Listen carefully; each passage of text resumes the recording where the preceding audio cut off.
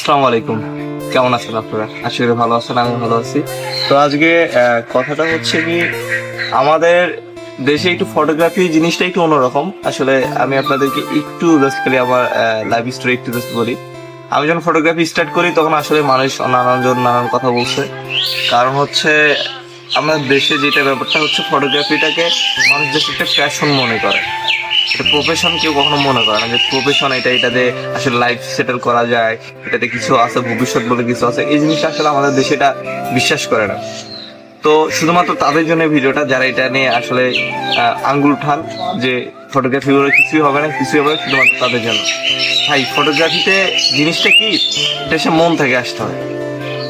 ফটোগ্রাফিটা একদিনে হয় না। আমি দীর্ঘ 10 বছর থেকে ফটোগ্রাফি করতেছি। আসলে আমি জানি ফটোগ্রাফি করাটা কি জিনিস। ফটোগ্রাফি আসলে চিন্তা মাথা থেকে আনতে হবে, মন থেকে আনতে হবে, তারপরে না ফটোগ্রাফি করতে পারবো তুমি।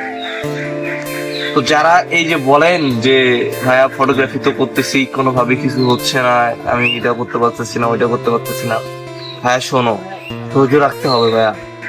একদিনে কোনো কিছুই হবে না, একদিনে কোনো কিছু করা সম্ভব না। অবশ্যই ধৈর্য রাখতে হবে। ধৈর্যের উপরে কিচ্ছু নেই ভাইয়া, ঠিক আছে? তোমরা ফটোগ্রাফি করতেছো, আমিও করতেছি। আমি কিন্তু এটাকে আমার আমার সময় আমি করোনা পাইছি। করোনার সময় আমি আসলে নিজের চলাফেরা, খাওয়া দাওয়া, টোটালি সব অনেক সমস্যার মধ্যে পড়ে গেছি। তো তারপরে ওখান থেকে রিকভারি করে আমি নিজে উঠে আসছি।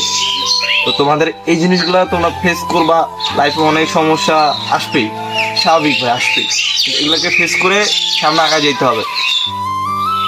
আর যারা এই ভিডিওটা দেখতেছেন, আসলে তাদের হয়তো ভাই বা বোন অথবা হচ্ছে কাজিন কেউ আছে ফটোগ্রাফি করে, তাদের নিয়ে একটু বিভিন্ন কথা বলে থাকেন, ভাই এটা করে কিছু হবে না। ভাই, আমি তাদের জন্য বলি, ফটোগ্রাফিতে টাকা কেমন কি যারা ফটোগ্রাফি করে তারা জানে।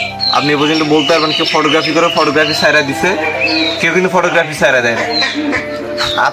আমার কোশ্চেন আপনাদের কাছে এটা, আপনারা যারা ফটোগ্রাফি করে তাদের কাছ থেকে শুনেন যে তাদের ইনকাম কেমন। কারণ আমার এই কথার অ্যান্সারটা পাওয়া যাবে। আসলে ফটোগ্রাফিতে টাকা আছে, টাকা রাখতে জানতে হবে, কিভাবে টাকা রাখে এটা জানতে হবে, তাহলে টাকা থাকবে। আজকে বুঝতে পারছেন। ভালো থাকবেন, সুস্থ থাকেন। আসসালামু আলাইকুম।